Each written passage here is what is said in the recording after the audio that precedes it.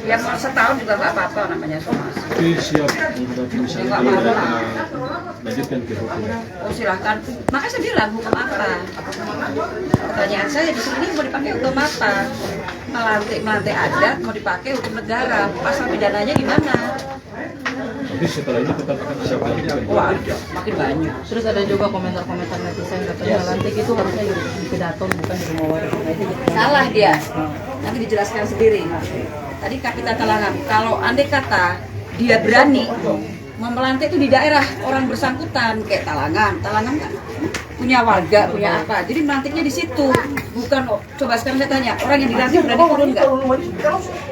Saya kembali bertanya, orang-orang yang dilantik di atas di Kedaton, contoh satu hal aja, misalnya Talangan atau dia pelantik, siapa lagi, berani nggak dia datang ke kampung-kampung?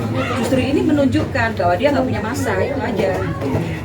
Kan dong, gitu. Kalau seandainya memang yang namanya Banjiran Talangan, dilantiknya itu di Talangan bukan di Kedaton. Itu kan cuma pencitraan doang. Kalau menurut itu katanya kemarin sudah keputusan dari pengadilan. Ya kan itu hukum negara. Ya kan, hukum negara mau bicara apa itu hukum negara. Ketika di dalam keputusan pengadilan kemarin tidak menyebutkan bahwa itu akan berdampak juga terhadap hukum adatnya, kan nggak ada. Saya ada juga punya buktinya juga loh, ya kan. Bahkan mereka hari ini kirim somasi ke saya. Mereka justru terima kasih banget saya. Mereka kirimkan petikan dari pengadilan. Di situ tidak disebutkan bahwa hasil dari keputusan pengadilan itu adalah berdampak terhadap hukum adat, kan nggak ada. Jadi mereka juga tahu kalau hukum negara itu tidak bisa disamakan dengan hukum adat. Nah itu sudah saya buktikan, sekian tahun loh saya meninggalkan, ya kan 9 tahun saya meninggalkan. Nah, kalau misalnya diminta Ternate, ketika saya balik lagi, sebenarnya yang minta saya balik ini kan mereka, bukan saya yang mau. Mereka bilang sudah waktunya Buki harus pulang. Karena kita ini sudah harus mendidik Pulau Maduro untuk menjadi masa depan kita, itu aja. Kalau saya boleh memilih ngapain, saya udah bilang ngapain. Cuma ada tanggung jawab moral yang saya harus selesaikan. Tapi sampai sekarang bukti surat wasiat ada. Ada lah. Di mana-mana juga, kalian juga ada, di TikTok semua juga ada. Nah, saya bilang hati-hati loh, kalau mereka membuat provokasi, saya sudah punya bukti-buktinya, tinggal saya laporkan aja. Malah mereka itu ada pidananya. Kalau saya gitu kan, kalau saya misalnya, loh sekarang mau pakai hukum apa somasinya, ini urusan adat. Masa hukum adat melantik disomasi, terus nanti saya bisa berungkit begini somasi apa dong? Tapi ada itu di video di grup WA Facebook itu Pecinta Pulau Maduro, itu kan ada video yang beredar.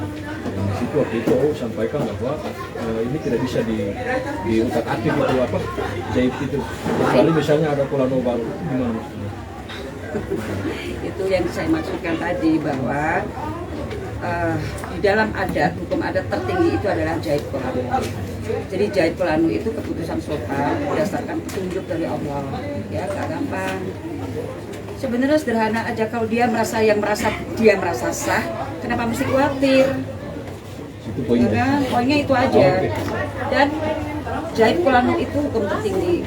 Jadi saya kembalikan lagi, kalau semuanya pada mengacu kepada keputusan sultan, masa sultan sebodoh itu sih membuat Jait Qolanu gitu loh. Berarti Sultan Budak Fasya bodoh, berarti menipu masyarakat adat, ya kan? Jadi ini sebetulnya apa ya? Ya hanya karena kebencian aja, iri, dengki. Jadi mereka membuat satu statement yang sebenarnya tidak berdasar. Dan nanti dengan sendirinya masyarakat akan melihat. Dan ini buat saya adalah kekuatan atau ujian terhadap Jait Qolanu itu sendiri. Waktu pelantikan Pulau Maduro itu kan yang lantik itu sendiri, ya kan, disaksikan oleh Musbida, namanya Forkopimda kalau sekarang, ya kan. Dan itu juga disiarkan secara terbuka, lengkap dengan perangkat adatnya, apalagi sih sebenarnya yang dimasalahkan gitu loh. Kalau bicara sah, tapi kan kita tahu ya sudahlah, sekarang biarkan waktu yang berproses, nggak usah ribut gitu loh. Kan saya bilang anggap aja kontestan. Kalau bicara sah sebenarnya kita lebih sah, sudah dengan Jait Qolanu, kemudian perangkat adatnya pada saat itu lengkap, bahkan waktu itu ada Forkopimda ya, kalau dulu namanya Musbida, itu lengkap semuanya, ya kan. di video di YouTube di mana-mana semua ada diperdengarkan, semua sudah ada. Bahkan video-video penobatan Kelana Maduro itu sudah diedarkan di 160 negara, mereka sudah tahu. Dan di Leiden pun mereka sudah simpan. Ya, jadi sekarang apalagi kalau bicara keabsahan loh ya. Tapi udahlah, saya pun juga tidak mengusik, ya kan? Kalau saya harusnya malu gitu loh, malu gitu. Sebagai keluarga, ya kan? Kok mengusik ibunya? Kan biar gimana pun juga menjelek-jelekkan ibunya itu kan sama saja menyakiti bapaknya. Mengapa sih? Nggak kayak gini loh yang sudahlah, apapun yang terjadi, orang ini keluarga, apapun yang terjadi, biar gimana pun juga nih ibu Nita nih tonggi mama, itu kan lebih enak. Maunya apa sih? Nggak semuanya jadi sultan, emangnya enak jadi sultan? Itu kan bukan jabatan yang bisa diatur-atur dengan kayak pemilu kada, bukan gitu. Ya, jadi sekali lagi saya datang kemari ini karena undangan dari orang adat yang mereka sudah ribut terhadap saya dan Kelana Maduro supaya saya menata kembali. Dan kalau mereka bilang, oh itu dimanfaatkan oleh Nita berpolitik, namanya politik, poli dan etik. Poli itu banyak, etik itu cara banyak untuk mencapai satu tujuan. Lah, saya karena merasa bahwa basis masa saya itu masa adat, ya saya memanfaatkan. Kalau toh saya jadi, kan saya bisa perjuangkan masa adat juga. Gitu loh. Jadi sebenarnya ini kok siapa kok jadi bodoh sekali gitu loh. Kita tuh cara berpikirnya Mbok ya yang intelek sedikit gitu, yang berpikir yang cerdas gitu. Jadi jangan berkutat masalah itu Nita berpolitik untuk Nita itu datang ke sini untuk berpolitik. Ya iyalah, namanya orang usaha gitu. Mungkin apakah ada rencana untuk langkah hukum membalas emas ini?